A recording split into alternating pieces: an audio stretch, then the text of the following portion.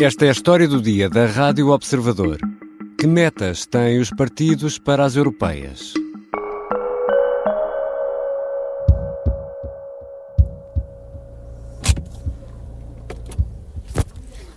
Acabei de chegar à Caixa Económica Operária em Lisboa, onde vai... Vasco Maldonado Correia é um dos jornalistas do Observador e da Rádio Observador que estão a acompanhar as caravanas eleitorais para as eleições de 9 de junho. O que poderá ser uma vitória ou uma derrota para os principais partidos que concorrem às eleições. Este é um episódio especial da História do Dia que, pela primeira vez, junta 6 jornalistas num só episódio. Vamos conferir as metas da AD, PS, Chega, Iniciativa Liberal, Bloco de Esquerda e CDU para estas europeias. Eu sou o Ricardo Conceição e esta é a História do Dia, de terça-feira, 28 de maio.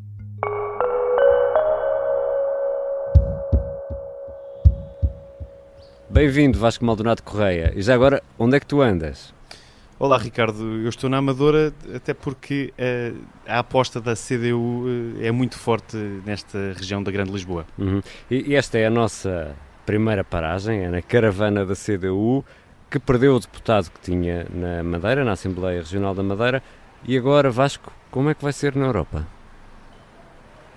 Eu penso que nesta altura ninguém sabe e tem-se notado também nas respostas de João Oliveira, que ele esta segunda-feira falou sobre os resultados na Madeira e quis ser ambíguo. Disse primeiro que não há qualquer extrapolação, diz que não há possibilidade de transposição dos resultados da Madeira para a Europa, e quando foi questionado sobre qual é que era o objetivo da CDU para as europeias, disse só que o objetivo era reforçar a CDU e disse que não arriscava ir para fora de pé em objetivos quantitativos. Por isso, o que se vai passar agora, penso que ninguém sabe, nem a própria CDU, e por isso a estratégia do partido está a ser também ambígua para ir gerindo expectativas.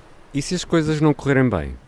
Se não correr bem, eu acho que, primeiro, Ricardo, acho que é preciso perceber o que é que significa uma derrota para a CDU, e acho que, tendo em conta que neste ano de 2024 a CDU já não elegeu nos Açores, o que já não tinha feito anteriormente, perdeu 2 assentos na Assembleia da República e agora na Madeira voltou a não eleger. Uma derrota é não eleger João Oliveira, é não conseguir representação no Parlamento Europeu, e por isso, se correr mal, é obviamente mau sinal para a liderança de Paulo Raimundo, que em 4 tentativas em 2024 poderia ter assim 3 nulos, por assim dizer. Um resultado positivo, diria, que, ou no mínimo de objetivos mínimos, seria a eleição de João Oliveira, seria, diria, um alívio para a liderança de Paulo Raimundo, até porque ajudava a abafar a narrativa do desaparecimento progressivo do partido. É algo que tem sido dito sobre a CDU, sobre o PCP nos últimos meses, até nos últimos anos, e nesse sentido seria um alívio para Paulo Raimundo, e acho que então o objetivo é eleger, se possível, manter a representação parlamentar, ou seja, 2 deputados, e sempre com o sonho, diria, de conseguir aumentar de 2 para 3 deputados em Bruxelas. Vamos deixar o Vasco Maldonado Correia continuar na estrada, a acompanhar a caravana da CDU, e vamos agora olhar para a do Bloco de Esquerda, que está a ser acompanhada pelo jornalista do Observador, João Francisco Gomes. E João, bem-vindo a este episódio tão especial da História do Dia, feito em cadeia. João, o grande objetivo do Bloco de Esquerda é não perder o que tem nestas europeias? Sim, podemos dizer que o Bloco de Esquerda, na verdade, está numa situação relativamente semelhante àquela que é a situação da CDU, que o Vasco Maldonado Correia estava a assinalar antes. Em 2019 o Bloco de Esquerda conseguiu eleger 2 eurodeputados, Marisa Matias e José Guzmão, com uma votação bastante expressiva. Foi a terceira força mais votada, com quase 10% dos votos. Agora, o cenário parece bastante diferente. O cenário que é apontado por todas as sondagens dá o Bloco de Esquerda com intenções de voto ali em torno dos 5%, e o cenário mais realista é o de que seja eleito apenas um eurodeputado, ou seja, o Bloco de Esquerda parece mais ou menos votado à fatalidade de perder pelo menos um dos eurodeputados que tem, ficando apenas com a cabeça de lista a Catarina Martins eleita como eurodeputada. E se isso acontecer, se verificar esse cenário, podemos antecipar consequências no Bloco? Bem, na verdade, ao longo das últimas semanas notou-se que Catarina Martins se tornou um pouco mais cautelosa ao definir a meta concreta para estas europeias. Ela num primeiro momento chegou mesmo a dizer que a meta específica do Bloco de Esquerda era manter os 2 eurodeputados. Agora, já na primeira ação do período oficial de campanha, quando falou aos jornalistas na Feira de Espinho, foi questionada concretamente sobre a meta para as eleições europeias, e aí já recusou falar de um número de eurodeputados e disse que o Bloco quer apenas um resultado forte, portanto que permita ter uma presença da esquerda com força suficiente para combater o projeto da extrema-direita. Esta é a expressão que tem sido usada por Catarina Martins. Portanto, talvez estejamos aqui a ver já, Catarina Martins a ser um pouco mais cautelosa na meta também, para poder depois corresponder àquilo que poderá ser a realidade do resultado eleitoral no dia 9. O João Francisco Gomes vai continuar a acompanhar a caravana do Bloco de Esquerda. Com a caravana da Iniciativa Liberal está o editor adjunto de política do Observador, o Miguel Santos Carrapatoso. Bem-vindo, Miguel, a esta história do dia tão especial. Onde é que andas? Viva, Ricardo. Acabamos de terminar uma arruada junto à zona do Campo Pequeno, em Lisboa, que se estendeu pelo Saldanha.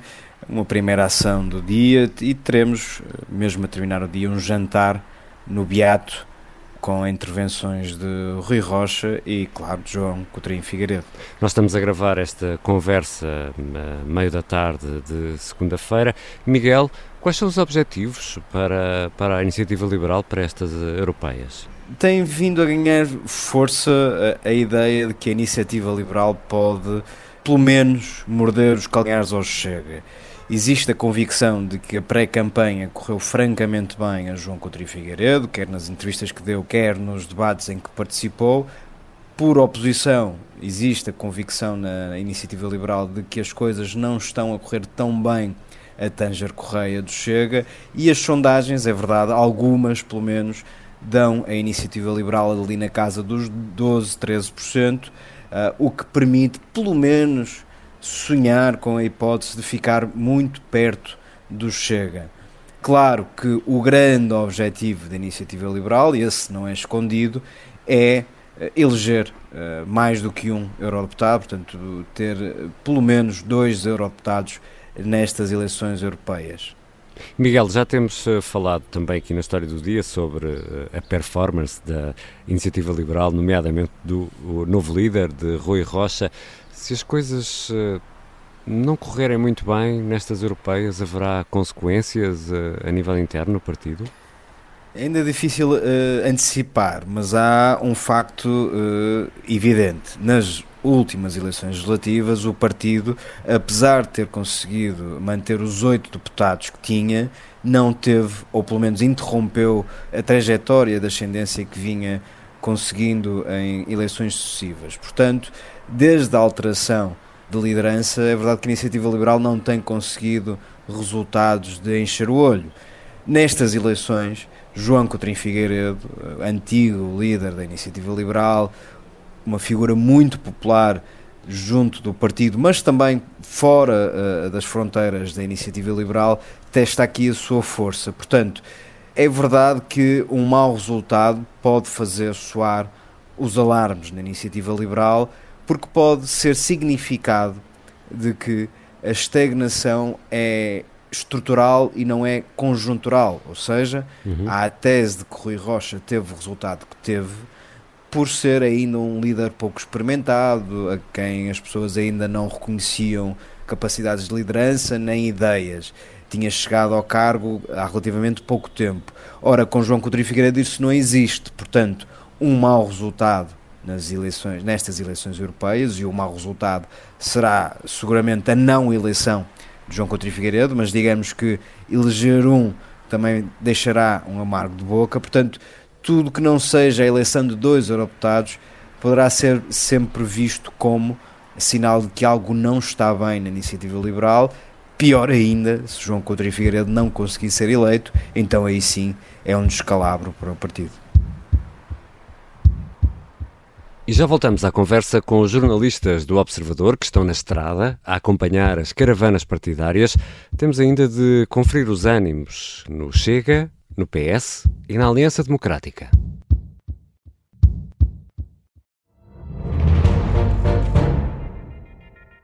As coisas começam a correr mal logo na chegada do Santo Padre. Esta é a história do padre obcecado com a infiltração do comunismo na Igreja que tentou matar o Papa em Fátima. Episódio 3. Um segredo escrito à mão. Matar o Papa é uma série para ouvir em 6 episódios e faz parte dos Podcast Plus do Observador. Um novo episódio a cada terça-feira. Os assinantes do Observador têm acesso antecipado a todos os episódios desta série, já disponíveis em observador.pt. Os Podcast Plus do Observador têm o apoio da Kia. Estamos de regresso à estrada, agora para conversar um pouco com a Inês André Figueiredo, que está a acompanhar a caravana do Chega. O Chega, Inês, bem-vinda, que tem estado sempre a subir, tem registado subidas. Quais são os objetivos agora para estas europeias? Eu diria que há várias dimensões a avaliar nisto que podem ser as metas do Chega. Obviamente que o mínimo é manter-se como terceira força política. Como disseste, o Chega tem vindo sempre a crescer e não regredir é um objetivo fundamental.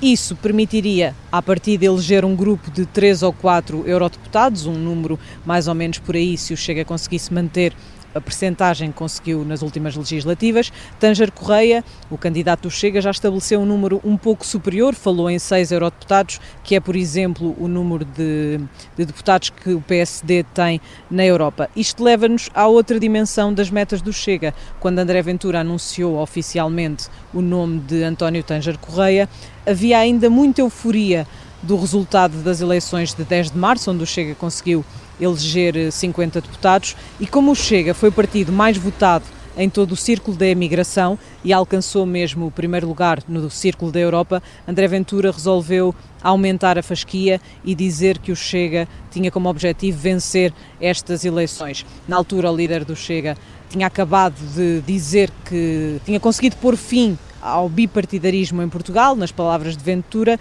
e, portanto, vencer estas eleições seria, podemos dizer assim, uma vitória épica para o Chega. E em caso de um mau resultado, Inês? Perder seria o Chega acabar arrastado para fora do pódio, perder o lugar de terceira força política, e aqui o problema do Chega está no facto de estas não serem umas eleições legislativas e de André Ventura não ser o candidato. As intervenções, as entrevistas, os debates em que Tânger Correia tem participado têm arrastado o partido para uma zona de desconforto, que na verdade é uma novidade, porque o rosto das eleições sempre foi André Ventura, sempre foi ele o protagonista, e é difícil para o Chega fazer campanha de outra forma. As próprias pessoas do partido acabam por admiti-lo. Para evitar um desaire, André Ventura estará sempre na rua com Tânger Correia. Acredito que, se houver uma derrota eleitoral, pode acabar a ser atribuída ao candidato e não ao partido. E a Inês André Figueiredo vai continuar a acompanhar a caravana do Chega com a caravana do Partido Socialista, e a candidata Marta Temido está a jornalista Mariana Lima Cunha. Bem-vinda, Mariana, a esta história do dia. Onde é que andas? Neste momento estou aqui numa esplanada em Setúbal, que é onde Marta Temido está a ter uma reunião com empresários da região, depois de ter passado a manhã toda em contactos com a população, desde as 7h30 da manhã, uma agenda muito intensa, e estamos aqui a ter um breve momento de pausa para trabalhar, na verdade. E quais são as metas da antiga Ministra da Saúde? O que é que o Partido Socialista e Marta Temido esperam alcançar nestas europeias? No caso do PS, o Pedro Nuno Santos, portanto, líder do partido, definiu logo uma meta à partida, quando disse que queria ganhar estas eleições para logo a seguir ganhar Portugal. O que dá ainda mais peso e mais relevância é uma vitória nestas europeias.